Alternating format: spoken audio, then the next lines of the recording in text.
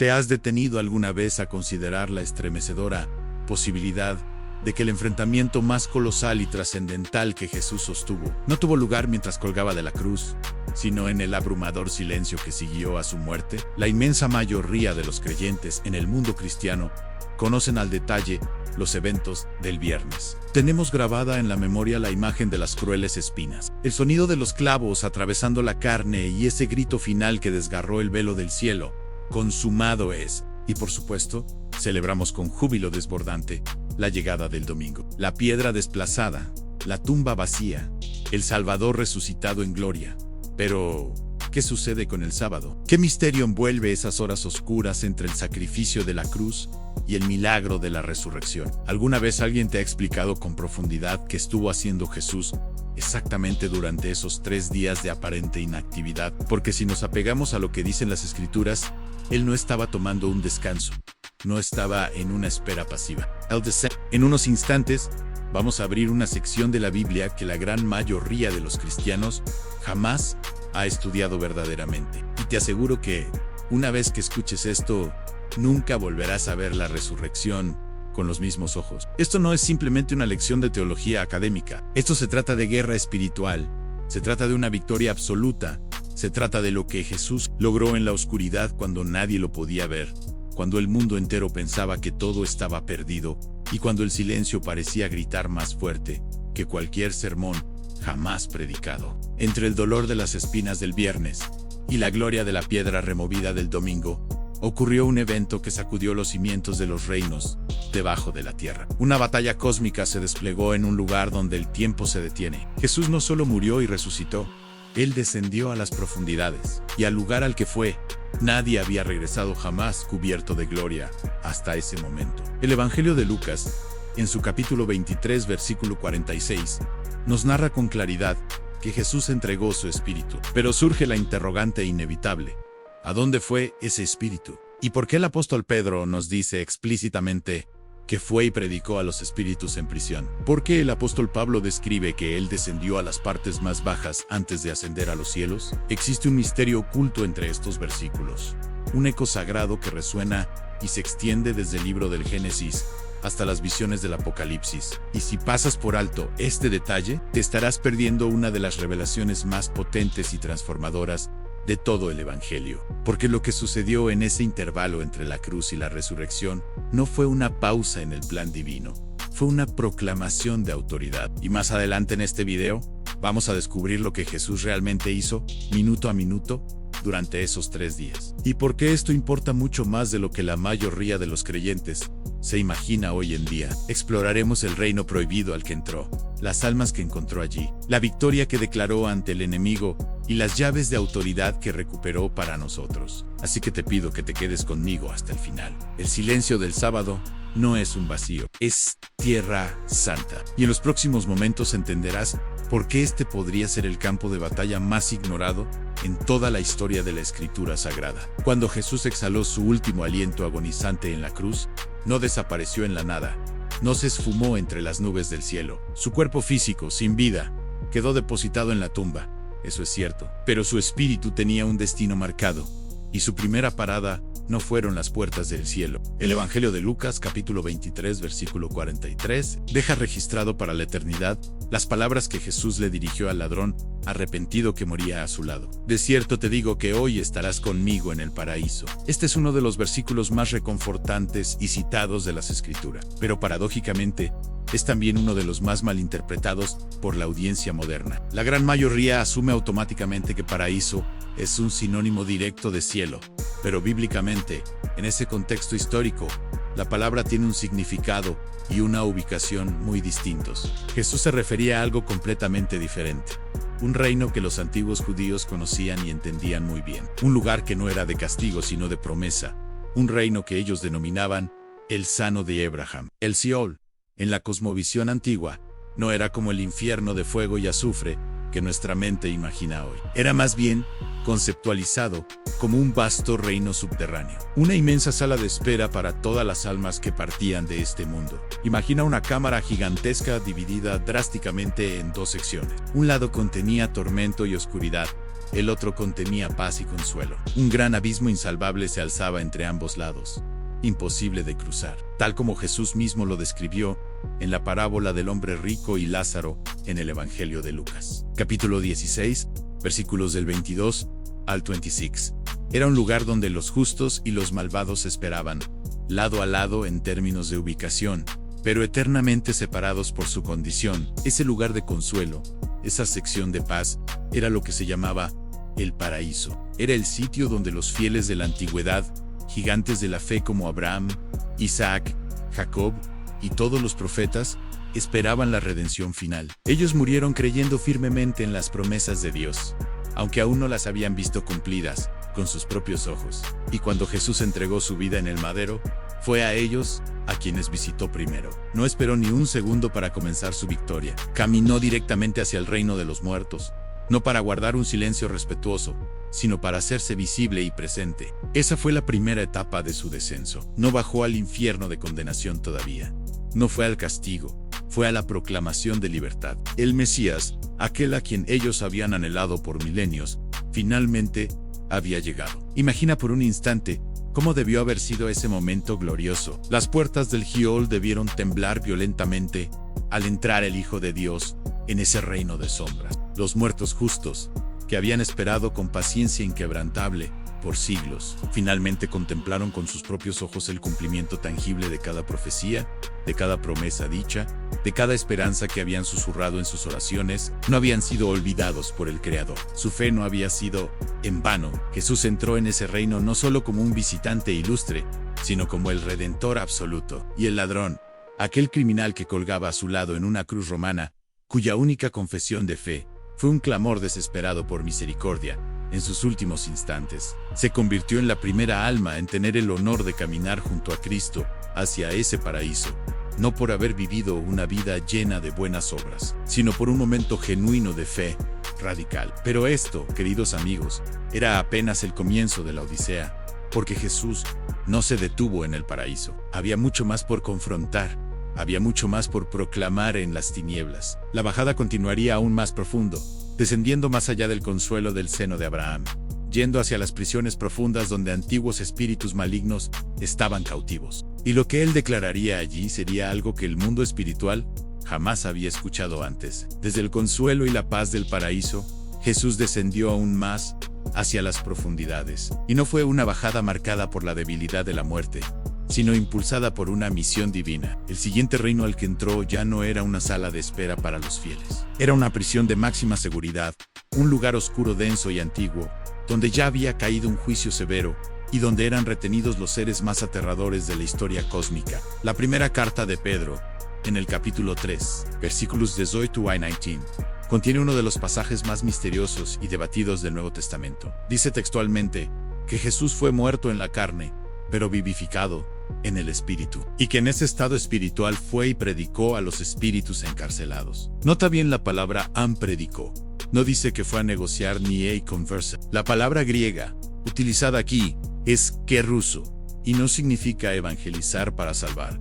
Significa anunciar, declarar con autoridad, proclamar una verdad oficial, que no puede ser debatida ni silenciada. Pero ¿quiénes eran exactamente esos espíritus encarcelados? Para entender la magnitud de esto, debemos retroceder en el tiempo hasta el Génesis, capítulo 6, antes del gran diluvio. La Escritura nos revela que los hijos de Dios tomaron esposas humanas y engendraron una descendencia prohibida. Los Nefilim no eran hombres comunes y corrientes, eran gigantes, eran corrupciones grotescas de la creación original, híbridos que desafiaban los límites sagrados que Dios había establecido para la naturaleza. Fue una rebelión tan profunda, una violación tan grave del orden celestial, que Dios respondió no solo enviando el diluvio para limpiar la tierra, sino con un juicio especial para estos instigadores. La segunda carta de Pedro capítulo 2, versículo 4, y la carta de Judas versículo 6, nos dicen claramente que Dios los arrojó al Tártaro.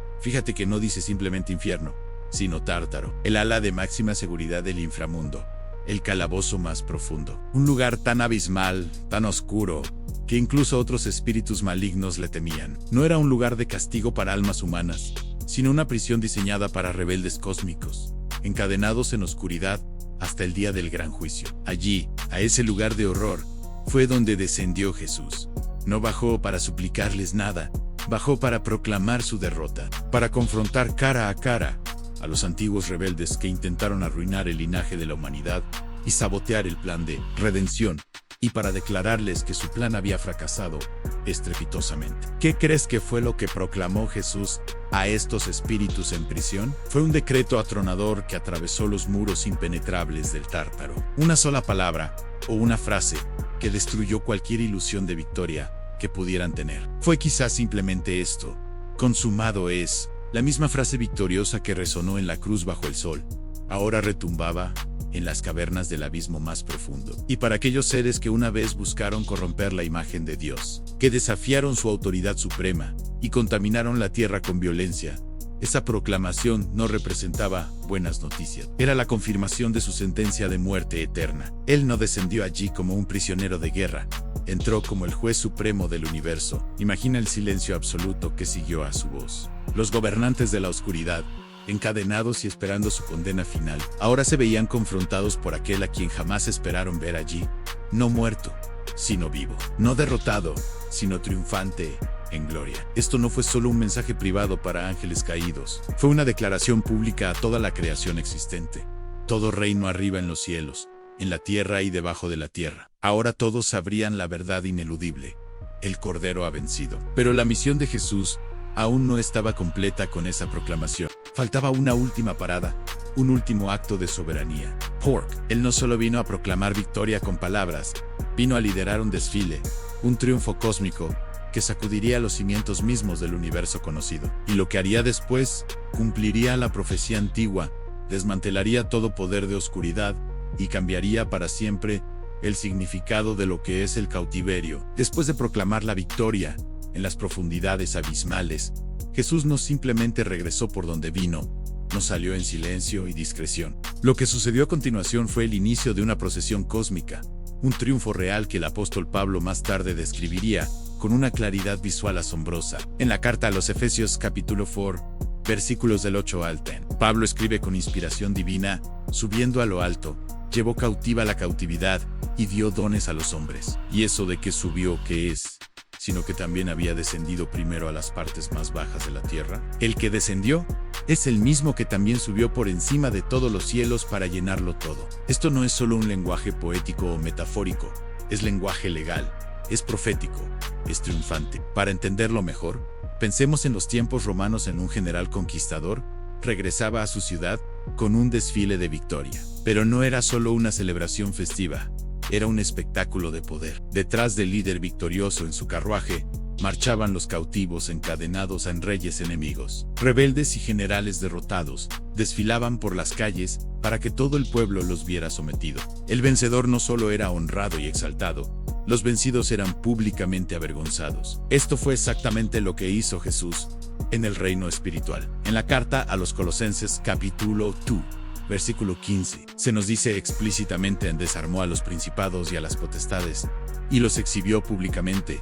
triunfando sobre ellos en la cruz. El infierno no vio una retirada silenciosa de Jesús, vio un desfile de humillación para las tinieblas. Jesús no salió de la tumba escondiéndose en secreto, marchó con las llaves de la muerte y del Hades tintineando en sus manos. La frase llevó cautiva. La cautividad es profunda, significa que tomó a aquellos que habían sido retenidos por la muerte, los justos que esperaban en el paraíso, y los condujo hacia la libertad eterna de la presencia de Dios. También significa que Él tomó a la misma cautividad, a la muerte, al temor, al juicio, y los hizo sus prisioneros. Las cadenas que una vez ataban a la humanidad sin esperanza, ahora estaban sujetas a la voluntad del Rey de Gloria. Esto no fue solo una victoria espiritual abstracta, fue una victoria judicial y legal. El tribunal cósmico se había reunido. Las acusaciones del fiscal, Satanás, fueron respondidas una por una. La ley divina fue cumplida a la perfección. El pecado fue juzgado con severidad y la sentencia fue ejecutada, no sobre los culpables, sino sobre el Hijo de Dios sin mancha que tomó nuestro lugar. La tumba, que antes era el símbolo universal del final de todo, se convirtió en una puerta de conquista. Lo que parecía una derrota aplastante el viernes, ahora era la mayor reversión estratégica en la historia de la existencia. Y no pierdas esto de vista. es crucial en los dones que Él dio a los hombres, los dones espirituales en los que hoy caminamos, la autoridad que ahora llevamos como creyentes, la libertad en la que vivimos cada día. Todo fluye desde este preciso momento, desde esta victoria, desde este descenso y posterior resurrección. Pero la historia aún no ha terminado aquí, porque el momento exacto de todo esto, la duración de los 3 días, no fue una coincidencia ni algo al azar. Estaba escrito en el tejido mismo de la Escritura, mucho antes de que Jesús caminara sobre el polvo de la tierra. Y si miramos más de cerca, con lupa espiritual, veremos que incluso el silencio tenía un patrón divino, y fue profetizado con exactitud. ¿Por qué 3 días? ¿Por qué no uno solo? ¿Por qué no pasar una sola noche en la tumba antes de resucitar en gloria al amanecer? Porque nada, absolutamente nada, en el plan de Dios es accidental. El tiempo preciso de la resurrección de Jesús no fue un retraso burocrático, fue deliberado y necesario. Cada hora bajo la piedra fría fue escrita en el guión de la redención, mucho antes de que se alzara la cruz en el Calvario. El mismo Jesús apuntó hacia este patrón ineludible. En el Evangelio de Mateo capítulo 12 versículo 40, Él dice con claridad, porque como estuvo Jonás en el vientre del gran pez 3 días y 3 noches, así estará el Hijo del Hombre en el corazón de la tierra 3 días y 3 noches. Eso no fue una metáfora literaria, fue una marca divina en el tiempo, una profecía escondida a plena vista durante siglos. Jonás, el profeta renuente y desobediente, fue tragado por la muerte representada en el pez, pero no fue consumido por ella, y cuando salió, no fue solo un acto de supervivencia personal, fue la señal de salvación para toda una ciudad pagana como Nínive. Ese patrón no fue solo poético, fue profundamente profético. Pero hay más evidencias. En el libro del profeta Oseas, capítulo 6, versículo 2, se declara con audacia: "A nos dará vida después de 2 días. En el tercer día nos resucitará y viviremos delante de Él". Estas palabras fueron pronunciadas siglos antes de que Jesús naciera, pero resonaban a través del túnel del tiempo, apuntando como un láser hacia una resurrección que no solo restauraría a un hombre, sino a todos los que creen en Él. Y si retrocedemos aún más, hasta el Génesis capítulo 22 versículo 4, encontramos a Abraham caminando hacia el sacrificio con Isaac, el hijo de la promesa.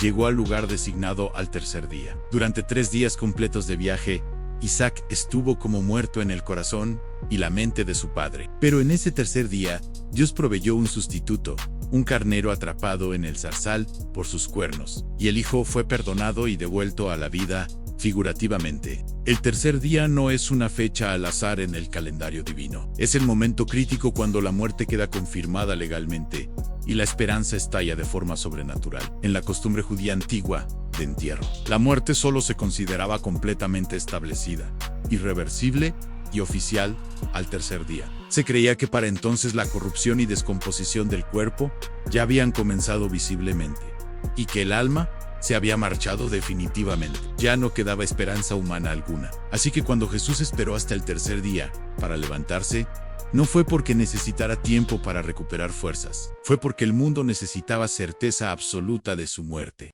Dios no estaba demorando el milagro, estaba confirmando la muerte para que nadie jamás pudiera negar la realidad de la resurrección. Aún en el silencio sepulcral, la profecía se estaba cumpliendo minuto a minuto. Aún en la quietud de la cueva, cada segundo proclamaba An.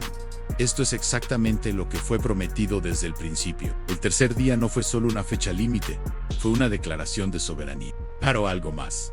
Algo grandioso estaba ocurriendo en el transcurso de esos 3 días. Mientras el mundo lloraba desconsolado y los discípulos se escondían temblando de miedo, el cuerpo físico de Jesús yacía inmóvil y frío en una tumba prestada. Y aún así, su espíritu seguía en un movimiento frenético y poderoso, y lo que parecía quietud absoluta desde afuera, estaba muy lejos de ser silencio en el reino, que ningún ojo humano podía ver. La piedra masiva fue colocada en su lugar.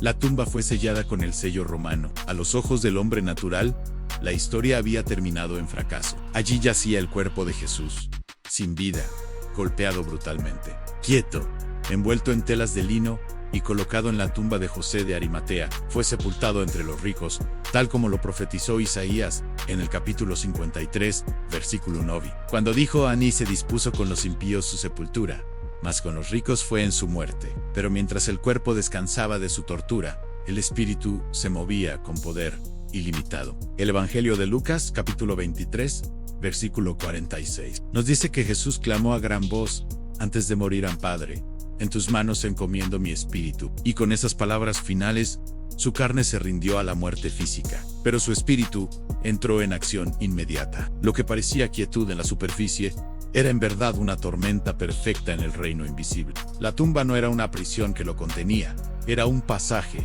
un umbral dimensional entre lo visible y lo invisible, entre lo que los hombres podían comprender con su lógica y lo que solo el cielo podía conocer. Mientras los soldados romanos hacían guardia afuera, totalmente inconscientes de la realidad espiritual, dentro de esa cueva oscura estaba el cuerpo de aquel que acababa de romper la maldición del pecado. Este es el gran misterio de Cristo, totalmente Dios y totalmente hombre. Su naturaleza divina nunca cesó de existir, aun cuando su cuerpo humano descansaba inerte. Se sometió voluntariamente a las limitaciones de la mortalidad, no por falta de poder, sino por exceso de amor para cumplir la ley, para probar el sabor amargo de la muerte, para ocupar el lugar que le correspondía a cada pecador, no de manera simbólica, sino físicamente real. Pero la muerte solo podía tocar su cuerpo, no tenía jurisdicción sobre su autoridad divina. Y en esas horas silenciosas, entre el entierro del viernes y el amanecer del domingo, su espíritu estaba llevando a cabo el mayor rescate comando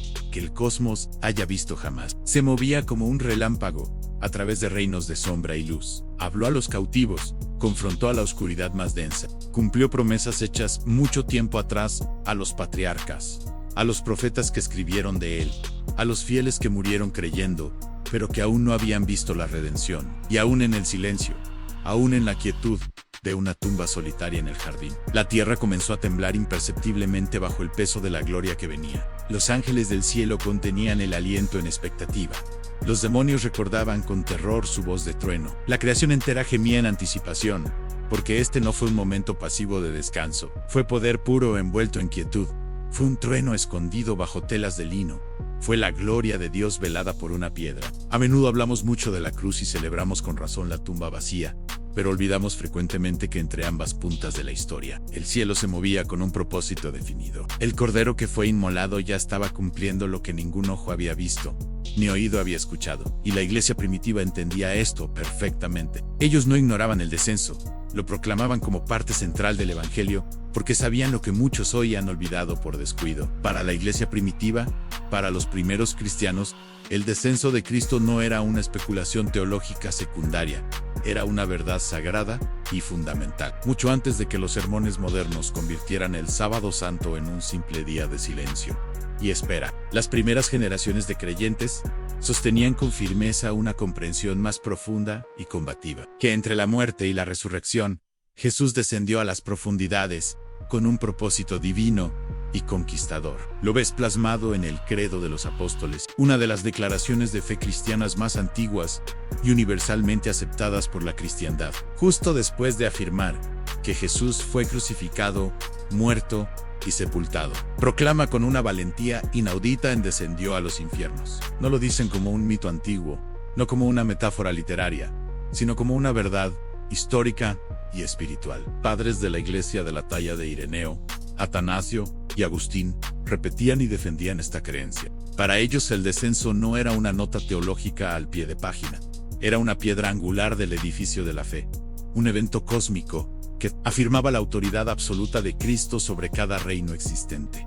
No solo el cielo y la tierra, sino también el lugar de los muertos. Ellos no veían el sábado como una pausa aburrida, lo veían como una proclamación de guerra y victoria. Para la iglesia primitiva, esto no se trataba de tiempo muerto, se trataba de profecía cumplida, de justicia completada y de gloria revelada en los lugares más oscuros. El descenso significaba que Jesús verdaderamente conquistó todo lo que nos mantenía cautivos: el pecado, la muerte e incluso el silencio aterrador de la tumba. Entonces, surge la pregunta incómoda: ¿por qué ha desaparecido esta verdad de tantos púlpitos contemporáneos? ¿Por qué las iglesias modernas rara vez hablan o enseñan sobre el descenso de Cristo al reino de los muertos? ¿Es por incomodidad ante el tema? ¿Es por la complejidad teológica que implica? ¿O simplemente hemos olvidado, en nuestra comodidad, que la victoria no siempre llega con un sonido de trompeta visible? A veces la victoria es susurrada en las sombras, y su eco retumba por la eternidad. Los primeros creyentes no necesitaban ver la tumba vacía para creer que la batalla ya se había ganado. Ellos entendían que cuando Jesús dijo, "consumado es", no era una señal para dejar de mirar. Era una invitación a mirar más profundo en la realidad espiritual. Confiaban en el descenso, porque confiaban ciegamente en las Escrituras. Lo veían tejido en las cartas de Pedro, en las profundas enseñanzas de Pablo, en los detalles sutiles de los evangelios. Sabían que la tumba no era el final de la historia, era la escena de una invasión divina y clandestina. Y tal vez esa sea una verdad que necesitamos recuperar urgentemente en estos tiempos. No solo predicar al Cristo que murió y resucitó, sino al Cristo que entró sin miedo en cada lugar que tememos y lo llenó de propósito y luz. Porque el descenso de Jesús no es solo un evento del pasado remoto, es una esperanza presente y activa. Y para muchos de nosotros, es exactamente ahí donde estamos viviendo, en este momento de nuestras vidas. Amamos los viernes porque entendemos el valor del sacrificio de la cruz. Celebramos los domingos porque hemos visto por fe la tumba vacía y la victoria. Pero la cruda realidad es que la mayor parte de la vida se vive en el sábado. Es ese espacio incómodo entre lo que Dios prometió y lo que aún no hemos visto cumplirse. Es el tiempo entre el duelo de la pérdida y la gloria de la restauración, entre la rendición total y la aparición del milagro. Es el dolor agudo de la espera, cuando el cielo parece estar callado y nada parece moverse a nuestro favor. ¿Has estado ahí alguna vez? En ese lugar donde las oraciones parecen rebotar en el techo y quedar sin respuesta, donde el dolor no se alivia con el tiempo y el futuro parece envuelto en una piedra inamovible. Ese es el sábado espiritual en el que todos vivimos en algún momento. Y aquí está la verdad poderosa, que lo cambia todo en Jesús.